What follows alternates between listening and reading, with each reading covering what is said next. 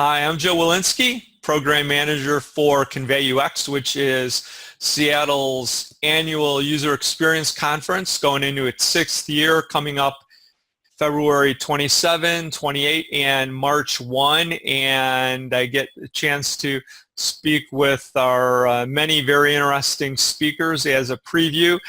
Today I am speaking with Sol Mesz. Hello, Sol. How are you doing today? Hi, Joe. Hi. How are you? Good, thanks. Thanks for having me. Yeah, well, it's great to have you here, and also as we're happy to welcome you to the United States as one of our international contributors. Where are you speaking to us from today? Well, I live in Argentina, but today I just happen to be in San Francisco, so I'm not that far. And where is your office located in Argentina? Our office is in Buenos Aires, in one of the central business districts. We have a bunch of them, and so we're in Buenos Aires. All right, great. Well, a good place to start is to learn a little bit about you. So could you talk a little bit about what you've done, your background, and the types of things that you're doing now? Yeah, I have been a product manager for pretty much all of my professional career, except for my first 3 years of work, where I was doing what now would be called UX research, but before it was called marketing research.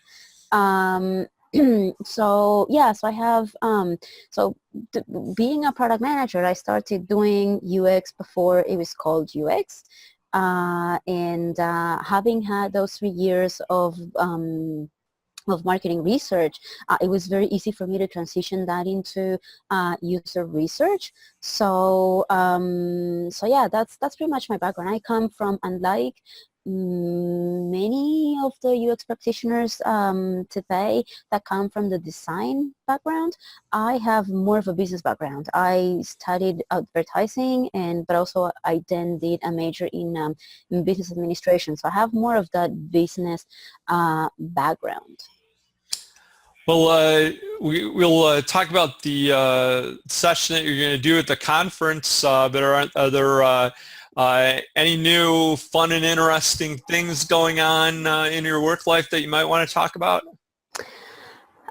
Yeah, well, we are working, but we are mentors we are the mentors for one of the largest incubators in Argentina, Guaira from Telefónica, in case somebody knows them. So right now we are working with 2 projects that we are very excited about.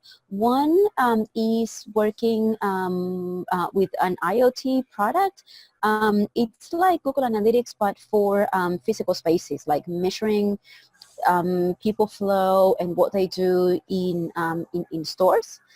We're very excited about that project, and we're also working with another startup that does smart cities.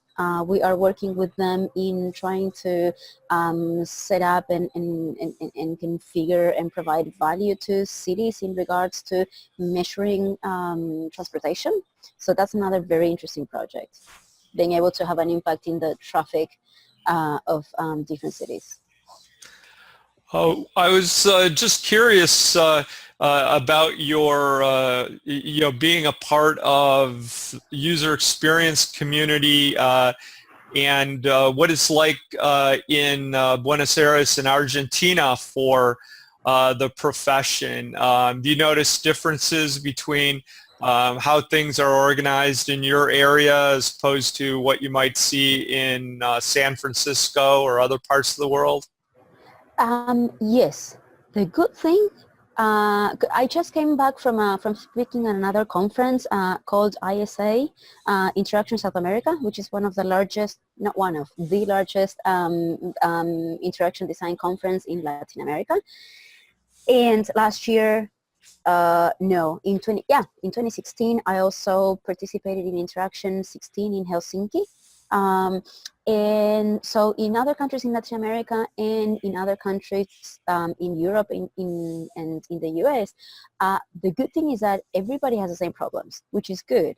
Sometimes we expect to have regional differences because, maybe services work different, or because there are cultural differences, or maybe because UX is not as mature in our region as opposed to Europe or the US.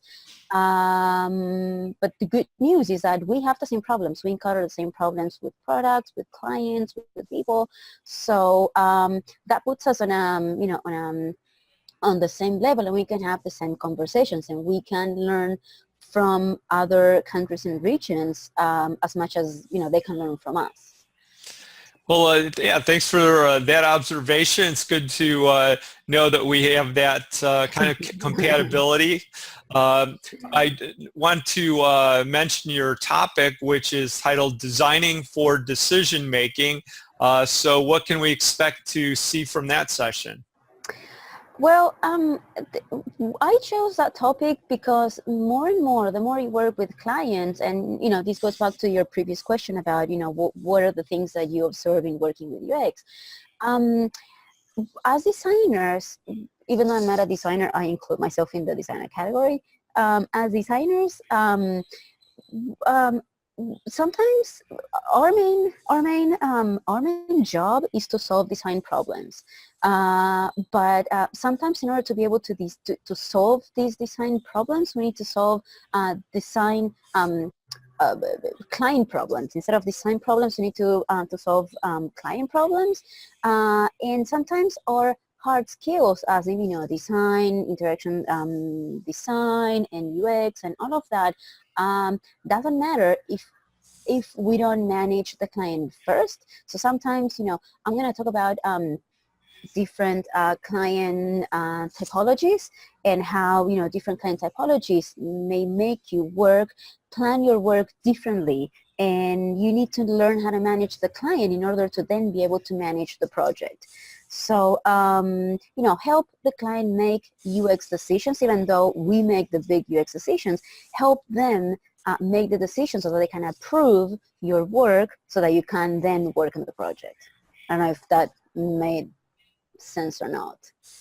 Well, yeah, no, that's great. And you also have a lot of detail in your session description on the conference website that talks about the different case studies, and it's always great to be able to have that kind of information. Well, I hope you have a great time in San Francisco, and then we'll see you back in the United States in a couple of months for our event in Seattle.